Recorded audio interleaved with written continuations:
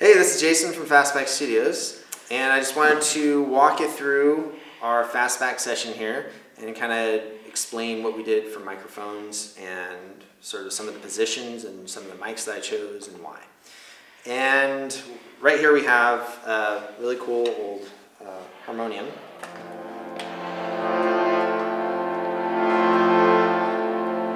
And she was pretty much playing, if you watch the video of the concert, she was pretty much playing the low register, and so that's why I have this AKG 414 TL2 here, pretty much just facing down right over this because the sound is mostly emanating from here.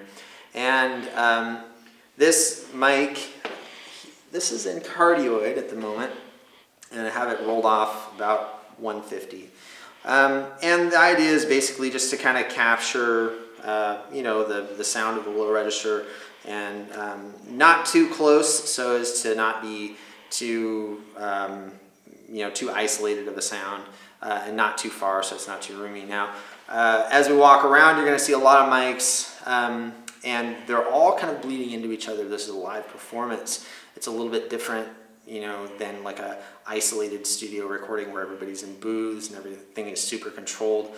When you watch the video and you listen to the audio, what you're going to notice is that there's a lot of ambience and there's a lot of things bleeding into one another, and that's kind of a part of it. That's kind of part of the charm and part of the character of a live recording, and you just learn how to use the bleed from each of the microphones to enhance you know, the different instruments. So for instance, this is the mic for this instrument, and then as we walk around you'll see the others.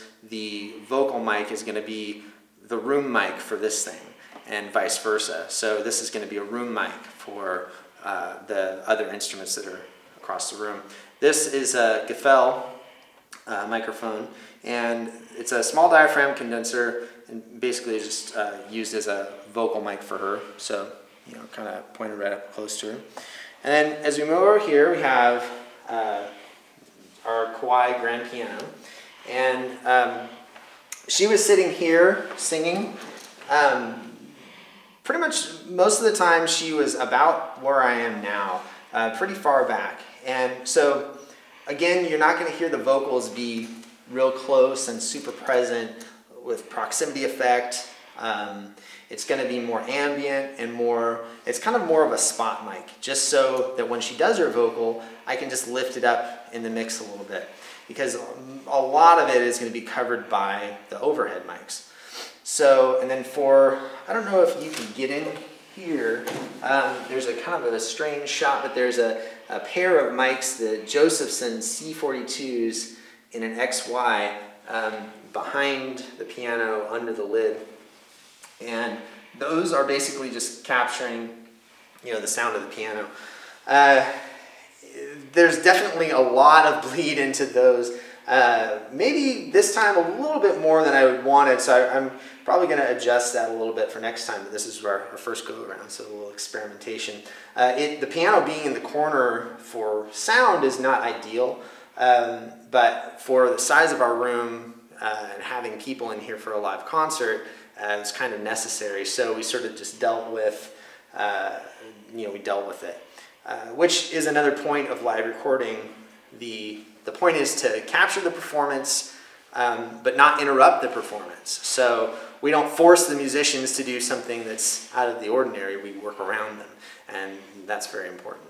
So then we're going to kind of swing around here, and this is where the violinist was standing. And you know, if you watch the video, you'll see her playing and then also singing. And one curious thing, and even one of the members of the audience at one point came out of the crowd and said, "Be careful, your bow is going to hit this mic." And I just chuckled because it's they call it like the Nashville style. If you've seen this, basically it's the over-the-shoulder mic for the violin. So as she's bowing, every once in a while, yeah, the bow. Of course, I'm a little taller, but you know, the bow might kind of come near it, you know. But the idea is that it's capturing the sound emitting up from the violin, and it's not necessarily getting the sound of the bow against the strings where it's sort of edgy and kind of has a scrape to it. It's more of a smoother sound. And the other thing was that this kind of stays out of her way so that she can perform here and not worry about a mic looming, in front of her. This mic here is actually set in omnidirectional, and the reason I did that, this is a Rode NT2, and excuse me, so this is the Neumann KM184 that I had on the violin, small diaphragm, cardioid condenser. And then this Rode NT2 has two patterns on it, so I could have gone cardioid, which most people would. The reason I went omni was that sometimes a microphone in a cardioid pattern can have strange frequencies, especially the kind of the cheaper mics. This is on the the more kind of affordable mic side. And a lot of times in the cardioid pattern, they can actually have the off-axis sounds coming into the microphone can cause sort of weird frequencies and things that are, things that you wouldn't want. So I left it in omni. Now there's certainly going to be a lot of bleed, but as I explained before, that's kind of a part of the sound. So then over here we have the stand-up bass. And this mic is one of my favorites. This is a Coles 4038. This is a BBC ribbon mic. And these mics have been in production for many years. The original STC was used, in the days of the Beatles recordings and things like that. It's a ribbon mic. It's a very sturdy little mic. If you lift it, it's quite heavy, cool looking, but also just very good sounding. I use this pretty much between the F hole and the bridge of the stand-up bass. It just has a nice texture to it on a stand-up bass. I think it's not as clicky as like a condenser would be. And in this case, he's not doing any kind of fretboard sounds or anything like that. It's mostly either bowing or or plucked bass. So I want it to be sort of smoother, and this mic does very well for that. And then his vocal mic is also the NT2. And then up here, this is the Neumann M149, and this was Neumann's. It's a TLM 149, which don't let that fool you. It's not a cheap mic, but it's a transformerless microphone. It's a transformerless tube microphone, which is very curious. But being that it has a very low noise floor and a very flat frequency response, so it makes an excellent mic for ambient recordings like this. So I have two of those in the air, just kind of placed strategically over the group to get sort of a cohesive sound of the whole group. And then I use the mics that are, close to the instruments to sort of just bring the clarity and the detail into the recording. But these mics are actually going to be a huge part of what you're hearing in the final recordings. And then over here, we have the percussion section. So he has, kind of his corner over here. And he has an XY pair here. These are the Audio-Technica 4051s, and these are great little mics, but these are also modded with a different capsule. They have the Gefell capsule in them, I believe, and pretty much just a standard XY. The reason for the height and the angle, I tried it down here and it was way too hard, like really a lot of transient, a lot of the attack, but not a lot of resonance. And so you have to pull it up a bit. Now you're going to get a lot more bleed, but that's not such a big deal. In the background we have Mark, who's walking by, and he's giving me a hand signal. Here we have the big djembe, and he was really curious about why I even mic'd this, because in our room is not super huge. This djembe definitely fills it up, and the idea was basically to get the attack of the top head. And he was also playing this shaker, and many times he was playing the djembe and the shaker at the same time, to where I was using this mic to pick up the shaker and also the attack, the top of the head.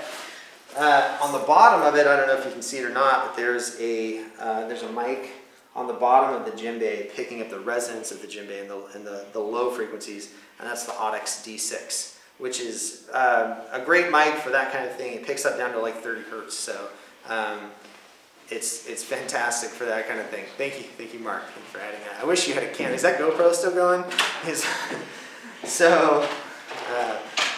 So then we have you know, another one of the M149s here overhead, which, you know, obviously is going to be picking up quite a bit of this. But the cool part about having the ambient mics is that it picks up the natural sound of this in the room as opposed to a really close mic'd sound, which is you know, which is preferable. And then on the guitar up here, we have, this is really quite curious. This is the Lomo 19A19. This is a large diaphragm tube condenser. It's a Russian-made microphone, and it's one of very few, you know, working ones. These are very rare, very strange-looking mic. You wouldn't think much of it to look at. It looks like something you might buy at a, you know, find laying around at a Radio Shack or something, but it's actually quite a good mic and fantastic on electric guitar. Happens to be very good on acoustic as well. Has a sort of a similar tonality to like a U47. Now we have a U47, but I decided this mic would be a lot more discreet in terms of being able to kind of sneak it in while he's, you know, playing guitar and kind of moving around. And also being able to point it and sort of get a little bit more of the isolation on the guitar so that I could bring the guitar up without interfering with the vocal, because you're obviously going to have a lot of phase interaction between these two mics. And this, of course, is the Neumann U87. This is actually the 87AI, which is the newer U87, and just a fantastic all-around vocal mic. This one I have set in cardioid to give it a little bit more focus and a little more presence on the vocal, and also to be able to sort of, again, kind of bring the vocal up without bringing everything else in the room up. So yeah, and that's about it. I think I went through everything. So thanks for hanging out with us, and hope to see you again soon.